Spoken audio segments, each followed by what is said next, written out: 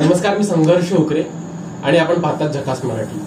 आज आमच्या बैठकीमध्ये या तुमसर विधानसभा विषयी चर्चा करण्याकरिता स्वतः 2019ला त्यांना भाजपची उमेदवारी होती आणि त्यानंतर सतत 2019 ते 2024 पर्यंत भाजपचा झेंडा घरोघरी पोहोचवण्याचे जे काम करत आहेत तुमसरचे माजी नगराध्यक्ष आणि महाराष्ट्र इंजिनियर असोसिएशनचे अध्यक्ष श्री इंजिनियर प्रदीप परोडे आमच्यासोबत बैठकीत चर्चा करण्यात येत आहेत। प्रदीपजी, स्वागत आहे आपल्या झकास मराठीवर। जसं मी म्हटलं की राजू कारेमुरे साहेबांची 5 वर्षात 3 वेगवेगळ्या प्रकारची भूमिका राहिली आणि म्हटलं की आपण 2019ला भाजपकडून उमेदवारी लढवली, आता 2024ला सुद्धा कुठेतरी लोकांमध्ये तुमची चर्चा आहे की प्रदीप परोडे, जसं महाराष्ट्रामध्ये तर भाजप आणि राष्ट्रवादी काँग्रेस पक्षाची युती आहे आणि आमच्या माहितीनुसार चर्चा अशाही आहेत की ज्या ठिकाणी रनिंग आमदार आहेत त्यांच्या खात्यात ती सीट जाईल, मात्र कुठेतरी लोकांमध्ये इंजिनियर प्रदीप परोडे यांचं सुद्धा नाव आहे। काही लोकांची तीव्र इच्छा आहे की यांना सुद्धा उमेदवारी व्हायला पाहिजे। आपली तयारी आहे यावर्षी विधानसभा निवडणूक लढण्याची? तयारी आहे माझी। आणि काय की आता लोकसभा निवडणूक नुकतीच आटोपली आणि पार्टीने मला जवळपास 1.5 वर्ष आधी तुमसर विधानसभेचा निवडणूक प्रमुख म्हणून मला जबाबदारी दिली होती। बरं, महाराष्ट्रामध्ये प्रत्येक विधानसभेमध्ये निवडणूक प्रमुख म्हणून असं पक्षाने जाहीर केलं होतं। बरोबर। आणि त्या संदर्भात पूर्ण विधानसभामध्ये मला ताकदीने विधानसभाची बांधणी करून लोकसभेच्या निवडणुकीमध्ये चांगले मतं इथून भेटले पाहिजे, लीडवर राहिली पाहिजे, अशा प्रकारची जबाबदारी सुद्धा मला दिली होती। आणि 19च्या इलेक्शन नंतर मी सतत त्या विधानसभेमध्ये बूथ लेवलपर्यंत काम करत आहे। बूथपर्यंतच्या आपल्या कार्यकर्त्यांना सांभाळणं, त्यांचे कार्यकर्त्यांचे प्रॉब्लेम सॉल्व्ह करणं, त्यांना मदत करणं, सहकार्य करणं आणि पक्षाची बांधणी करणं। बरोबर। आमची बूथची संकल्पना 1+31 अशी आहे। एका बूथवर आमचे 30 कार्यकर्ते राहतात, बूथ अध्यक्ष प्लस त्याच्यासोबत पूर्ण कार्यकर्ते। तुमसर विधानसभेमध्ये संपूर्ण महाराष्ट्रात हीच संकल्पना आहे। बरं। आणि ते बांधण्याचं काम एकदम पुरेपूरपणे केलेलं आहे आणि त्याचा रिझल्ट सुद्धा भंडारा जिल्ह्यामध्ये सुनील मेंढे साहेबांना जेव्हा खासदारकी तिकीट मिळाली, तुमसर विधानसभेमध्ये आपण चांगलं परफॉर्मन्स देऊ शकलो। ठीक आहे, आपण 9,000 मतांनी मागे राहिलो, पण भंडारा जिल्ह्यात बाकी विधानसभेपेक्षा चांगलं राहिलं असं मला वाटते। त्याच्यामुळे आपली पण दावेदारी भक्कमपणे आजच्या तारखेमध्ये भारतीय जनता पार्टीकडून निवडणूक लढण्याकरता 24 करता आहे। जसं म्हटलं की सुनील मेंढे साहेबांना जवळपास 9,000नी ते मागे या विधानसभेत राहिले। काही कारणे असतील त्यावेळी 9,000नी का बरं? थोडासा निगेटिव्हपणा होता त्यावेळेवर आणि जे फॅक्टर पूर्ण देशामध्ये चालवले होते किंवा संविधान बदलणार आहे असे वगैरे जे वेगळे नेरेटिव्ह आणले होते, त्या नेरेटिव्हमुळेच आम्ही कुठेतरी मागे पडलो, नाहीतर आमची पोझिशन चांगली होती, त्यात काही 2 मत नाही। पोझिशन चांगली होती? हा, चांगली होती। मला तर वाटत होतं की आपण समोर राहणार, पण मोहाडी तालुक्यामध्ये आपण तुमसर शहर आणि तुमसर ग्रामीण म्हणून आम्ही बरोबर राहिलो आणि मोहाडीच तालुक्यामध्ये आम्ही 9,000 मतांनी मागे पडलो।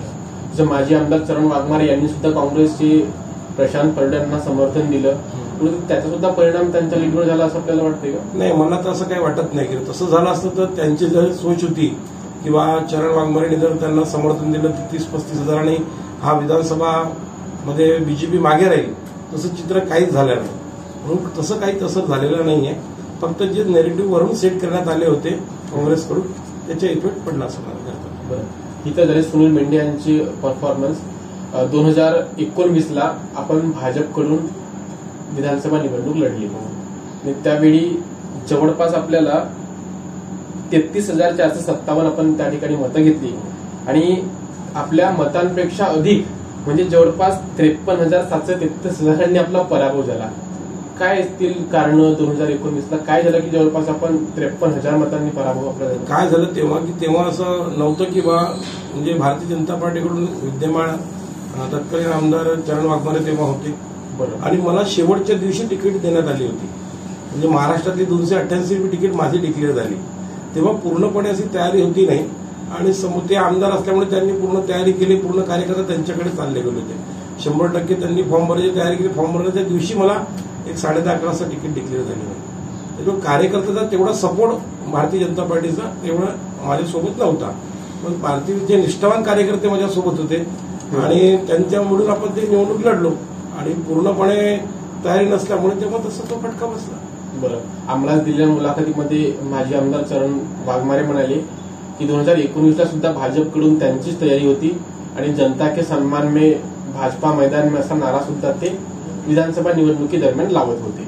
मात्र निवडणुकीच्या आधी एका पोलीस कर्मचाऱ्यांनी त्यांच्या म्हणण्यानुसार एक खोटा गुन्हा त्यांच्यावर दाखल केला त्यांना जवळपास 8 दिवस ते तुरुंगात राहिले आणि त्यामुळे भाजपची त्यांची उमेदवारी कपली आणि शेवटच्या क्षणी ती उमेदवारी प्रदीप पडोळे यांना मिळाली.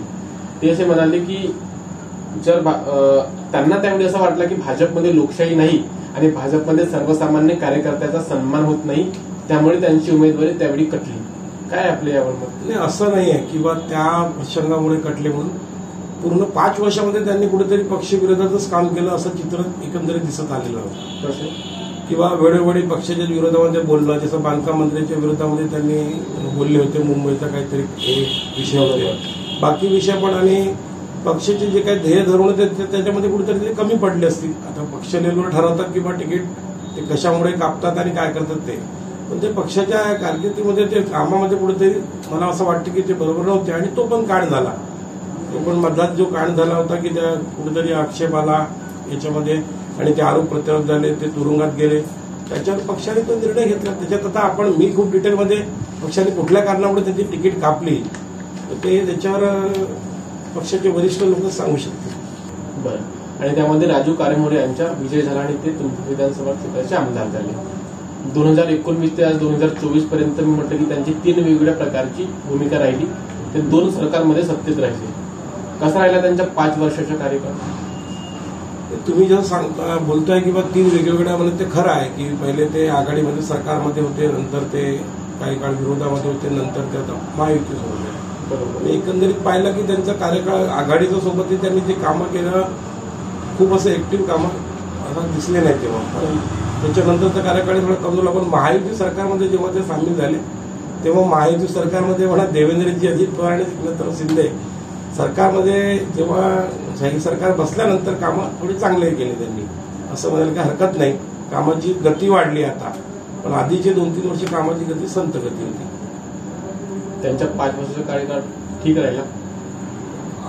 आता महायुतीचे आमचे आमदार असल्यामुळे मी त्याच्यावर जास्त भाष्य करणार नाही, पण एकंदरीत मला वाटतं की आतापर्यंत जर बोललो मी की त्या आधीचे जेवढे पण आमदार झाले, तुमसर क्षेत्राचा जसं विकास करायला पाहिजे होता, म्हणजे एकट्या राजू कारेमोरेचा विषय नाही आहे, पण आधीच एकंदरीत सगळे आमदारांनी तर त्या हिशोबाने कुणीतरी तुमसर विधानसभेचा आणि तुमसर तालुका आणि मोहोळ तालुक्याचा विकास तसं केलं नाही. एकंदरीत जो विजन घेऊन जर आपण मैदानात उतरतो आणि एवढी मोठी विधानसभा, एवढा आशेने लोक आपल्याला मतं देतात, त्यानुसार आपण कामं केले पाहिजे, लोकांना रोजगार दिले पाहिजे, किसान लोकांना मदत केली पाहिजे, रोजगाराच्या संधी उपलब्ध करून दिल्या पाहिजे, वैद्यकीय याच्यामध्ये सुद्धा चांगलं काम केलं पाहिजे. ते सुद्धा कुठेच मला दिसून आलेलं नाही आतापर्यंत. म्हणून तुमसर विधानसभामध्ये मला तरी असं वाटतंय की ज्या अशा अपेक्षेने लोक निवडून विधानसभेत पाठवतात, तर लोकांचे प्रश्न मांडवण्याकरता हे लोक कुठेतरी कमी पडले, म्हणून हा विधानसभा मागे पडत आहे सगळ्याच याच्यामध्ये. बरं. संपूर्ण देश डिजिटल होत आहे. आझादीचा अमृत महोत्सव आपण साजरा करत आहोत आणि आपण म्हटलं की आजही जर रोजगाराच्या, शेतकऱ्यांच्या आजही इथल्या समस्या आहेत दूर झाल्या नाही.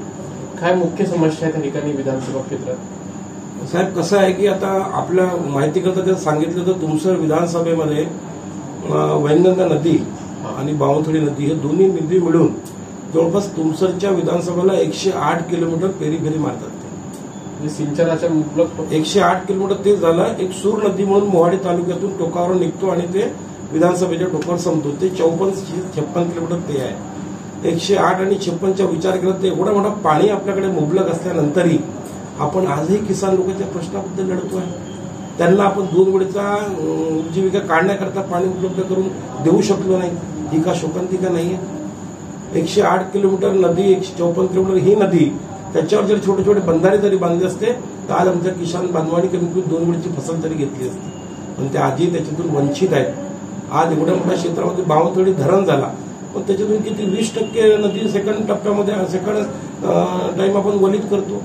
एकदा पावसावर अवलंबून राहतो. पण ते किसान समृद्ध आणि सशक्त मजबूत कसे होतील? आपण त्यांच्यावर फक्त ओरडतो आहे.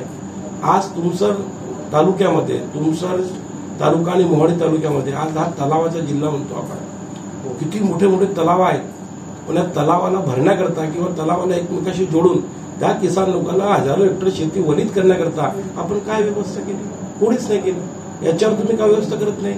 आज देवेंद्रजी मागच्या 5 वर्षामध्ये चरण वाघमारे आमदार होता. करोडो रुपये त्यांनी सगळीकडे दिले आहेत. तुम्ही जर तशा प्रकारचे प्रोजेक्ट बनवले तर तुम्ही सबमिट केले असते, तर का त्यांनी पैसे दिले नसते? पण त्या लेवलवर विजनवर काम करणं, त्या विजनवर काम करून त्यांच्याकरता मदत पोहोचवण्याचं काम करण्याचा जर विजन असला तरच ते शक्य आहे, अदरवाईज ते शक्य नाही. ज्यावेळी ते भाजपमधून आमदार होते तेव्हा आपण तुमसरचे नगराध्यक्ष होते 2.5 वर्ष. आपण त्यांना सांगितल्या सगळ्या समस्या की भाऊ तुम्ही विधानसभेत मांडला? चर्चा करताना का ते आमदार होते, ते हुशार आहेत, त्यांनी ते समजलं म्हणजे मी माझ्या तुमसरच्या नगराध्यक्ष असताना 2.5 वर्ष मला तुमसरमध्ये काय पाहिजे, माझ्या तुमचं ते कसं विकास झाला पाहिजे, शहराचा कसा विकास झाला पाहिजे, ते मी पूर्ण विजन केलं, प्लॅनिंग केलं, देवेंद्रजीकडे सबमिट केलं आणि देवेंद्रजींनी माझ्या केलेल्या प्रोजेक्टला कुठेही ना नुकार करता संपूर्ण सँक्शन त्यांनी दिलं. आज तुमची नगरपरिषद पहा, तुम्हाला भव्य दिव्य नगरपरिषद मी तयार केलेली आहे. तुमच्या ज्या संपूर्ण शाळा मी दुरुस्त केलेल्या आहेत त्याच्या आधी कुठेच केलं नव्हतं. तो विजन माझ्याकडे होता. तुमसरमध्ये एक सुंदर वाचनालय तयार केले, आंबेडकर वाचनालय, जे पूर्ण विदर्भात का महाराष्ट्रात नसेल. पिन ड्रॉप सायन्समध्ये तिथे जवळपास 150 मुलं मुली अभ्यास करत आहेत. तो माझा विजन होता. किंवा या तुमसरमधून कुठेतरी IAS IPS मुलं मुली झाले पाहिजे, स्पर्धा परीक्षेमध्ये चांगले पास झाले पाहिजे, त्यांनी गाठलं पाहिजे आणि बेरोजगारी त्याच्यावर मात केली पाहिजे. तसं मी जेवढा विजन तुमचं पाणी पुरवठा योजना आणली ते सँक्शन करून गेलं. त्यांनी मला दिले 47 कोटीची पाणी पुरवठा योजना देवेंद्रजीने सँक्शन करून.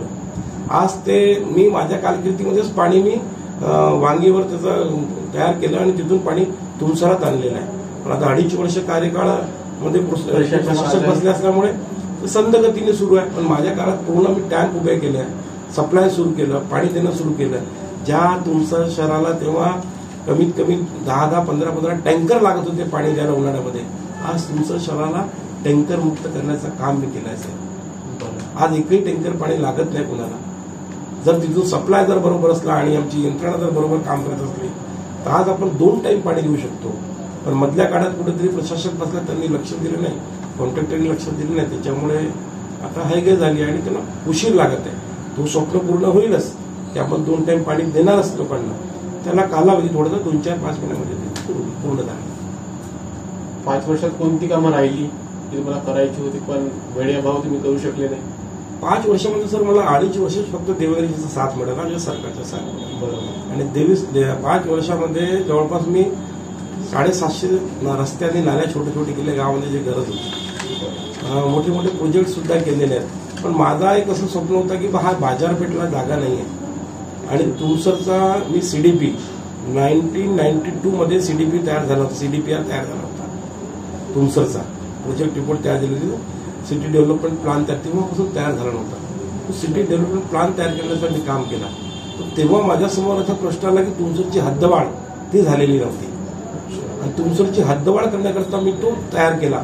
सगळे प्रोजेक्ट तयार करायला एक तर टेक्निकल सपोर्ट लागतो, टेक्निकल माइंड लागतो, तेवढ्या लोकांना घेऊन बसतं तो प्रोजेक्ट तयार करणार, त्याला भरपूर वेळ आणि पैसा सुद्धा लागतो. आणि आपल्या माहिती करता आता एक 8 दिवसाआधी तुमसरची हद्दवाढ माननीय राजूभाऊ कारेमोरे आमदार आहेत, त्यांनी सँक्शन करून आणली, जे मी माझ्या काळात सबमिट केलं होतं. त्यालाही सँक्शन करून आणणारे त्यांना वेळ लागला. सबमिट केल्यानंतर तुमसरची हद्दवाढ जी आधी 7.46 चौरस किलोमीटर होती, आता 15.15 चौरस किलोमीटर झाली, म्हणजे डबल तुमसरची हद्दवाढ झाली. तो आता तो CDP तेव्हा मी थांबवलं. मग की हद्दवाढ झाल्यानंतर जर आपण CDPR तयार केला तर आपल्याला हद्दवाढीनंतर मोठे मोठे प्रोजेक्ट आणि जागा आपल्याला उपलब्ध होईल आणि त्या जागेमध्ये आपण मोठं बाजारपेठ तुमसरची, जे माझ्या मनात खंत आहे की माझ्या 5 वर्षाच्या काळामध्ये फक्त 2.5 वर्ष सरकारचं मिळालं, 2.5 वर्ष आघाडी सरकार होती, तेव्हा ते सरकार मला मदत करत नव्हती फंडिंग करता. 2.5 वर्षाच्या कालावधी मला फार भांडण करून भाजपच्याकडून तुम्हाला मदत करत होते तेव्हा. नाहीतर मी नवीन बाजारपेठ तयार करण्याचा माझा तो स्वप्न अधुरा राहिला आणि ते मला जागा सुद्धा उपलब्ध मिळाली नाही. पण आता हद्दवाढीनंतर तो स्वप्न कोणीतरी जो नगराध्यक्ष बनेल ते 100% पूर्ण करेल आणि आमच्या जो बाजारपेठचा जो प्रश्न आहे तो जर सुरळीत झाला तर एक सुंदर शहर एकदम चांगला विकसित होईल, मला असं वाटतं. बरं. महाराष्ट्रामध्ये राष्ट्रवादी काँग्रेस, अजित पवार गट, भाजप आणि शिंदे गटाची युती आहे. आपण ज्यांच्या विरोधामध्ये 2019ला विधानसभा निवडणूक लढली, आता तेच तुमच्या युतीमध्ये आहेत, सोबत आहेत. आज ज्यांच्या विरोधात आपण अख्खं आयुष्य काम केलं, आज त्यांच्या सोबत मांडीला मांडी घालून बसावं लागत आहे. अडचण होते यात? नाही, अडचण काही नाही. आता महायुतीवरून डिसाईड झालेली आहे, त्याच्यामुळे थोडा मनामध्ये जे काही असेल ते बाजूला ठेवून कुठेतरी सोबत राहून काम करायला लागते. शेवटी पक्ष जसा निर्णय देतो, पक्षाच्या आदेशाप्रमाणे चालणं शेवटी विचारधारामध्ये फरक पडतो तरी फरक पडतो. विचारधारेमध्ये फरक पडतो. सोबत तर काम सुरू आहे, सोबत काम करत आहोत. जुळवून घ्यावं लागतं राजकारणामध्ये. जुळवून घ्या लागतं. बरं, जसं 2.5 वर्षापासून महाराष्ट्रामध्ये आता जवळपास महायुती सरकार आहे. कशी पाहता पण महायुती सरकारला? भरपूर सुंदर निर्णय घेतले. माननीय देवेंद्रजीचा जो विजन आहे, एकनाथराव शिंदे आणि अजित पवार साहेब सोबत आहे. अजित पवार साहेब थोडा उशिरा जोडले, पण शिंदे साहेब आणि देवेंद्रजीने जो विजन आहे त्यांच्या त्या विजनप्रमाणे खूप सुंदर काम केलं असं म्हणायला काही हरकत नाही. देवेंद्रजी जेव्हा मुख्यमंत्री होते त्याच्यानंतर जो त्यांच्या 2.5 वर्षाचा कार्यकाळ जो मदत नव्हते, ते कुठल्याही पदावर नव्हते आणि आघाडी सरकार होती. आणि आताच 2.5 वर्षाचा कालावधी, त्याच्यामध्ये इतके सुंदर सुंदर निर्णय घेतले. ते रोजगाराचे असेल, ते किसान लोकांकरता असेल, ते लाडली बहिणीचं असेल, किंवा वयोवृद्ध लोकांकरता असेल, किंवा सगळीच अशी कुठलीही फील्ड नाही सोडली की ज्याच्यात त्यांनी चांगले निर्णय घेतले नाही. महायुतीने सुंदर निर्णय घेतले आणि त्याचा फायदा सर्वसामान्य जनतेला सगळ्याच स्तरावर होत आहे मला असं वाटतं. लाडली बहीण योजना आता सुरू केली. हो, काय लाडली बहीण योजनेमध्ये जवळपास 72 ते 75 हजार फॉर्म आम्ही तुमसर विधानसभेत भरले. तुमसर शहर, तुमसर ग्रामीण, मोहाडी शहर आणि मोहाडी ग्रामीण, आणि आम्ही म्हणजे भरून घेतले आमच्या यंत्रणेच्या मार्फत. आणि जवळपास 3-4 हजार फॉर्म जर सोडले तर संपूर्ण फॉर्म आज सँक्शन झालेले आहेत आणि मॅक्झिमम 80% लोकांना पैसे सुद्धा मिळालेले आहेत. आणि याचा एकदम सुंदर प्रभाव लाडल्या बहिणीवर आहे की त्यांना कुठेतरी एक आधार पाहिजे होता की स्वतःला सक्षम करण्याकरता, ताकदवर करण्याकरता, किंवा छोटे छोटे उद्योग सुरू करण्याकरता कुठेतरी महिला लोकांना जर काहीतरी जर पाठबळ मिळाला. आज बचत गटाच्या माध्यमातून इतके बचत गट रजिस्टर्ड आहेत साहेब.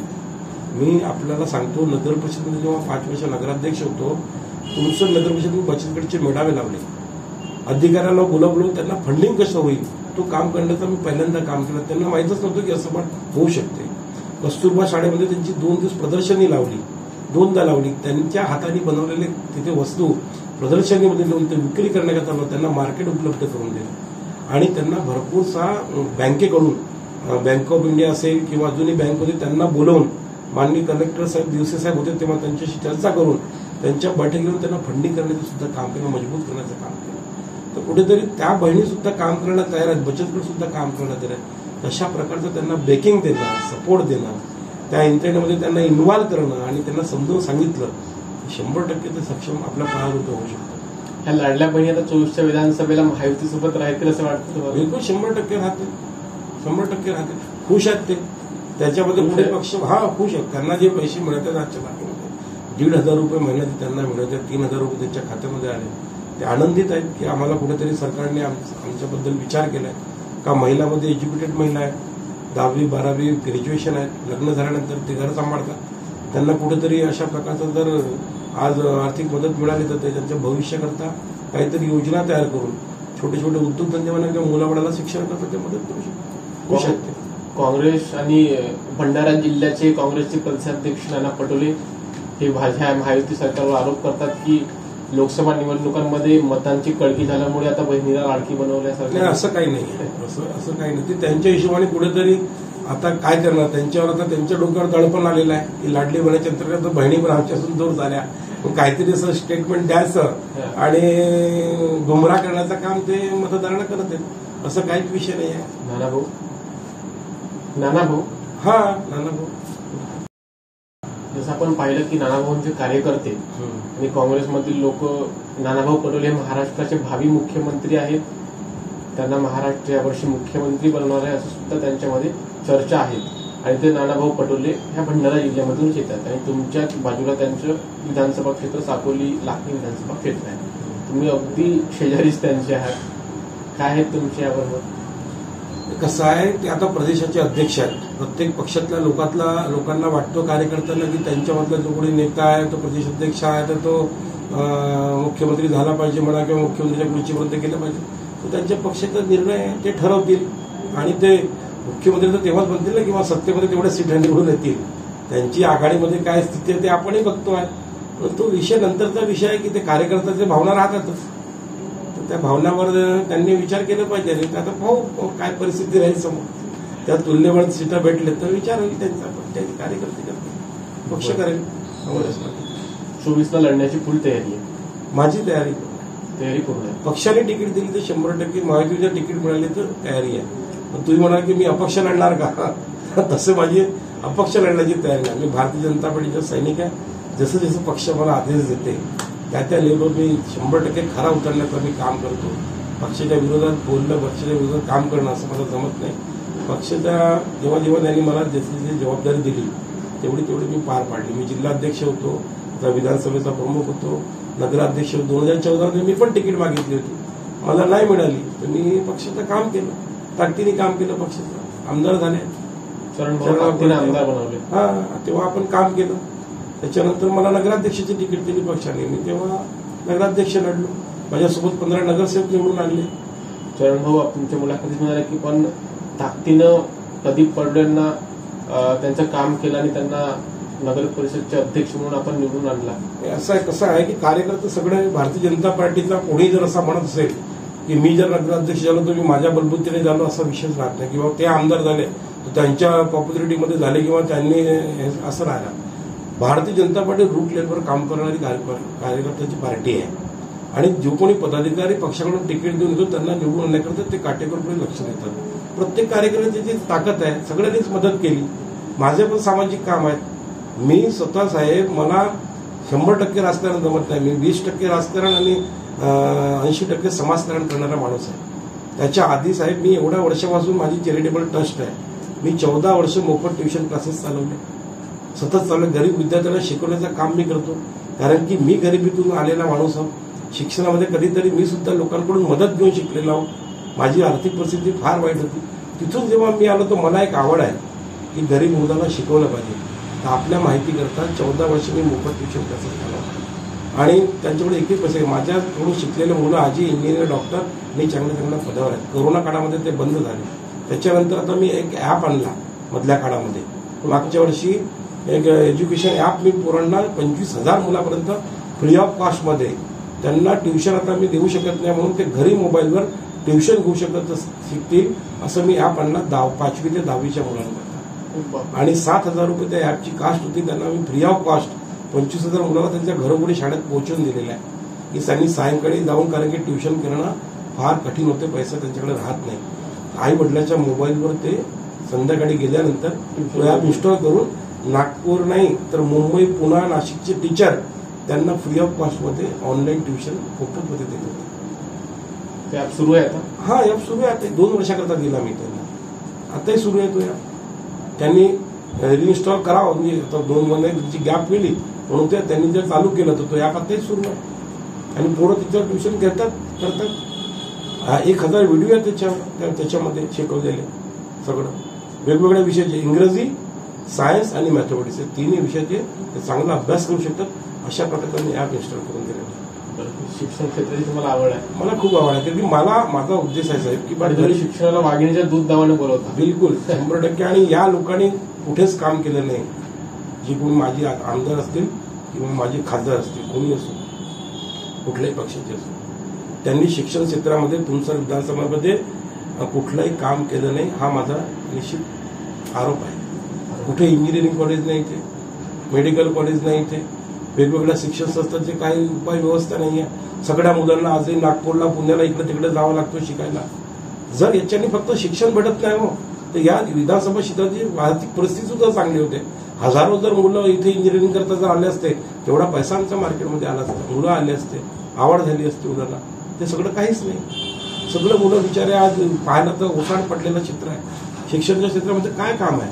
तुम्ही तरी अभ्यास करा. तुमचं विधानसभेचा, तुमचं तालुका मोवाड चालू, कुठली अशी व्यवस्था नाही. मग याच्यावर तुम्ही करू शकत नाही का? मोठे मोठे कॉलेजेस लोक आणू शकतात, पुढारी लोक आणतात म्हणा किंवा बाकी लोक आणतात किंवा आणणाऱ्याला मदत करतात. तसं काहीच झालं नाही सर. पर्यटन क्षेत्र एवढं मोठं इथे, पर्यटन क्षेत्रावर कोणी काम केलं नाही. म्हणजे खरं म्हटलं एज्युकेशन नंतर माझे तर 5 उद्देश आहेत काम करायला. जर मी आमदार झालो तर 5 उद्देश घेऊन चालत आहोत. एक तर एज्युकेशनवर काम करणं, शेतकरी लोकांच्या भल्याकरता काम करणं, त्यांना पाण्याची मुबलक व्यवस्था, वेगवेगळ्या सिंचनाची व्यवस्था करून देणार. आज सगळं त्याच्यावर अजून प्लॅनिंग माझ्या डोक्यामध्ये, तेवढ्या वेळात मी तुम्हाला इथे सांगू शकत नाही. त्याच्यानंतर रोजगाराच्या संधी उपलब्ध करून देणार, त्यांना उद्योगधंद्याला लावणार आपण, आरोग्य क्षेत्रावर काम करणार, अशा 5ही विषयावर, शैक्षणिक क्षेत्रावर काम करणार. हे 5ही विषय धरून मी चालत आहोत. याच्यात जर विचार केला 100% मला असं वाटतं की जो मी माझा अभ्यास आहे, एक इंजिनियर म्हणून मी जे काम करतो, अभियंता म्हणून मी काम केलं आहे, आधीच नियोजन बनावं लागतो. हा. 5 वर्षाची ब्ल्यू प्रिंट तुम्ही बनवून घेतली. बिलकुल माझ्या डोक्यात आहे, बनलेली आहे. आणि मी तुम्हाला सांगतो आज नगर म्हणजे सुरुवातीच्याच वर्षामध्ये 1-2 वर्षामध्ये आपण प्लॅनिंग करून जे सबमिट केलं गव्हर्नमेंटकडे, तर ते 100% आपण 5 वर्षामध्ये ते सँक्शन करून आणून टप्प्याटप्प्यामध्ये क्षेत्राचा एवढा चांगला विकास करू शकतो ज्याची काही उमेद नाही. फक्त आता त्या ब्ल्यू प्रिंटवर पक्षाच्या उमेदवारीची सिग्नेचर लागत आहे. पक्षाने जर 100% उमेदवारी दिली तर मी तुम्हाला या क्षेत्राचा एकदम विकास करून एकदम वारेणारे करणार एवढी माझी क्षमता ताकद आहे. आपण म्हटलं की ह्या सगळ्या समस्या आजही तुमच्या विधानसभा क्षेत्रात आहेत. आणि जसं मी म्हटलं की नावाजले नेते ह्या क्षेत्रातून झाले, खासदार झाले, आमदार झाले. काय केलं मग आजपर्यंत इथल्या नेत्यांनी, इथल्या पुढाऱ्यांनी? पावनथडी डॅम म्हणला तरी 30-40 वर्ष त्याला लागले. त्याचे पाणी अजूनपर्यंत लोकांपर्यंत पोहोचत नाही. एक सोंड्या टोल्याचा आपण इथे लिफ्ट इरिगेशन तयार केली, फक्त एक लिफ्ट. मी म्हटलं की 108 किलोमीटर पेरीफेरी नदी आहे, त्याच्यावर 2-3 लिफ्ट तयार करून आपण लोकांना पाणी देऊ शकत असतो, होऊ शकलं असता. छोटे छोटे बंधारे देऊन करून आपण वेगवेगळे तलाव भरू शकले होते, त्याच्या माध्यमातून सिंचन करू शकलो असतो. पण त्या लिफ्ट इरिगेशनच्या सुद्धा 9 मधून 5 मोटर आजही बंद आहेत. बंधाऱ्याला गोशीखुर्द धरण आहे, गोशीखुर्द धरण आहे म्हणतात. तर बॅकवॉटर तुमच्या त्या बॉर्डरच्या शेवटपर्यंत येतो विधानसभेच्या. पाण्याची सुविधा मात्र शेतकऱ्यांच्या शेतापर्यंत पोहोचत नाही. ते होऊ शकते, 100% होऊ शकते. खूप जास्त पैसा त्याला लागत नाही, फक्त मानसिकता पाहिजे, प्लॅनिंग पाहिजे. 100% होऊ शकते. पक्षाने जर संधी दिली तरी यावरची सोनं केल्याशिवाय राहणार नाही. 100% राहणार सर. रोजगाराच्या संधी उपलब्ध करून देणार. मला माहिती आहे पर्यटन स्थळावर जवळपास मी तुम्हाला सांगतो 10,000 लोकांना रोजगार मिळू शकते. एवढा सुंदर पर्यटन स्थळ तुमचं विधानसभेमध्ये आहे. पण त्याला विकसित करण्याचं काम सुद्धा कोणीच केलं नाही. त्याची ब्ल्यूप्रिंट तयार करून शासन दरबारी जमा करून त्यांच्यावर पैसा आणून त्यांच्यावर प्रोजेक्ट लॉन्च करून त्याच्याने कसा रोजगार उपलब्ध होईल त्याच्यावर कोणी अभ्यास केला नाही. तुम्ही इंजिनियर्स असोसिएशनचे महाराष्ट्राचे अध्यक्ष आहात. हो. माहितीनुसार तुम्ही त्या इंजिनियर्सला कशा प्रकारे त्यांचं रजिस्ट्रेशन, त्यांना कामं भेटता येईल याकरिता सुद्धा आपण वेगवेगळे उपक्रम राबवत असतात. कशा प्रकारे उपक्रम आहेत? 1995 पासून मी या संघटनेमध्ये आहे. 30 वर्षापासून आपण या संघटनेमध्ये काम करतोय. आणि भरपूर सारे कामं गव्हर्नमेंटच्या माध्यमातून निघत राहतात वेगवेगळ्या स्तरावर. पीडब्ल्यूडी असेल, नवीन इंजिनियर त्याची माहिती नसते. त्यांना आपण सांगण्याचं काम करतो ना. आज सगळ्यांना सिव्हिल इंजिनियर सगळ्यांना माहित आहे की पासआउट झाल्यानंतर त्यांना 1.5 कोटी रुपयाचं रजिस्ट्रेशन पीडब्ल्यूडी ऑफिसमधून मिळतो, जिल्हा परिषदमधून सुद्धा मिळतो. आणि तो पूर्ण वेगवेगळ्या विभागाला इरिगेशन असेल, जेटपी असेल, सगळे मिळून 1.5 करोड एक रजिस्ट्रेशन तयार होतो. लायसन्स म्हणतात त्याला. बरोबर. त्या लायसन्सच्या आधारावर तो वेगवेगळ्या विभागाचे टेंडर भरू शकतो, कॉम्पिट करू शकतो आणि त्या कॉम्पिटच्या माध्यमातून ते कामं घेऊ शकतो. हा एक भाग झाला. दुसरा भाग झाला की लॉटरी सिस्टमने सुद्धा पीडब्ल्यूडी मधून दर महिन्याला म्हणा किंवा 3 महिन्याला लॉटरी सिस्टमने कामं वाटप होतात. म्हणजे वेगवेगळे डिपार्टमेंट, तो कृषी विभाग असेल, जिल्हा परिषद असेल, इरिगेशन असेल, इलेक्ट्रिकल विभाग असेल, तिथे कामं पाठवतात आणि त्यांची लॉटरी निघतो. लॉटरीमध्ये जर 100 मुलं आले आणि 50 कामात त्या लॉटरीने त्या 50 मुलांना तो कामं भेटतो. विदाऊट कॉम्पिटिशन त्याचा तो नावावर होतो आणि तो काम करू शकतो, स्वतःच्या पायावर उभा राहू शकतो. ते कामं 15 लाखापासून म्हणजे 10 लाखापासून तर 30 लाखापर्यंत त्याची कॅपॅसिटी, तेवढे कामं त्याला भेटू शकतात वन टाइम. तो काम कम्प्लीट झाला तर परत तो लॉटरीमध्ये उभा राहू शकतो. ही सिस्टम अख्ख्या महाराष्ट्रामध्ये चालू आहे आणि यावर्षी भरपूर कामं त्यांना सुद्धा यावेळेस मिळालेली आहेत. तर हा सिस्टमने त्यांना स्वतःच्या पायावर उभं राहणं, जनजागृती करणं, यांच्या सगळं सांगणं करणं आणि वेगवेगळे GR काढून त्यांचे जे प्रॉब्लेम्स आहेत ते सॉल्व्ह करणं, हा काम माझा निरंतर सुरू आहे 30 वर्षामध्ये. कोणतीही गव्हर्नमेंट असो, त्या गव्हर्नमेंटशी भांडणं, त्यांच्या अधिकाऱ्याशी बोलणं, त्यांच्याशी चर्चा करणं, बैठका लावणं, डिव्हिजन लेवलवर बैठका लावणं, चीफ इंजिनियर लेवलवर बैठका लावणं. जर त्या आमच्या कामामध्ये कमतरता असेल, कामं मिळत नसेल तर एक्झिक्युटिव्ह इंजिनियर पासून तर deputy engineer, executive SC, CE आणि कमिशनर, चीफ इंजिनियर या लेवलपर्यंत वेगवेगळ्या बैठका वर्षभर माझ्या सुरू राहतात आणि वेगवेगळ्या जिल्ह्याचे प्रश्न सोडून आपण त्यांना काम देण्याचं काम करतो, स्वतःच्या पायावर मजबूत उभा करण्याचं काम करतो. अशी फील्ड म्हणजे अशी व्यवस्था दुसऱ्या कुठल्याही फील्डमध्ये नाहीये जर सिव्हिल इंजिनियर सोडलं. इलेक्ट्रिकलवाल्याला सुद्धा आमच्या वाटोवाट रजिस्ट्रेशन भेटतो, पण मेकॅनिकल असेल, कम्प्युटर असेल, बाकी ते लोक फक्त नोकरीवर आधारित राहतात. पण आमच्या सिव्हिल इंजिनियर हा स्वतःच्या पायावर उभा राहून चांगली कॉन्ट्रॅक्टरशिप आपल्या स्वतःच्या बलबूत्यावर करू शकतो आणि उभं होऊ शकतो. आणि याच्यामध्ये कॉन्ट्रॅक्टर पण घडलेले आहेत, पायावर मुलं सुद्धा उभे झालेले आहेत. ते फक्त ते 15,000 20,000 नोकरीकडे जात नाही, तर कॉन्ट्रॅक्ट रिसीव्ह करून स्वतः चांगले प्लांट लावलेले आहेत. मी त्याच्यातला एक भाग आहे. हॉट मिक्स प्लांट लावलेले आहेत. अजून मोठे मोठे प्लांट लावून चांगले मोठे मोठे कामं घेतले आहेत त्यांनी. पण आज स्वतःही काम करतात आणि दुसऱ्याला रोजगार देतात. तर हे होते तुमसर नगर परिषदेचे माजी नगराध्यक्ष, इंजिनियर्स असोसिएशनचे महाराष्ट्राचे अध्यक्ष आणि 2019ला भाजपकडून उमेदवार. संपूर्ण त्यांनी आपला कार्यकाळ नगर परिषदेचे अध्यक्ष असतानाचा कार्यकाळ हा तुमच्या विधानसभा क्षेत्रात सर्वसामान्य लोकांना काय समस्या आहेत आणि कशा प्रकारे पदाचा फायदा लोकांना करता येईल, पद भेटल्यावर लोकांच्या विश्वासावर कशा प्रकारे खरा उतरता येईल. आजही जर मूलभूत सोयीसुविधा, आजही जर शेतकऱ्यांच्या गरजा, आजही जर युवकांना रोजगार नसेल, आजही जर महिलांना समस्या असतील, तर आजपर्यंतच्या राजकारणावर सुद्धा यांनी प्रश्नचिन्ह उपस्थित केले. खरंच ही सुद्धा दुर्दैवाची गोष्ट आहे की आजही आपण जसं म्हटलं की देशात आपण आझादीचा अमृत महोत्सव साजरा करतो आणि आजही जर देशातील नागरिकांना मूलभूत सुविधांचा अभाव असेल तर खरं तर याकरिता कुठेतरी महाराष्ट्राच्या राजकारण, देशाचं राजकारण सुद्धा यामध्ये जबाबदार आहे असं आपल्याला वाटतं.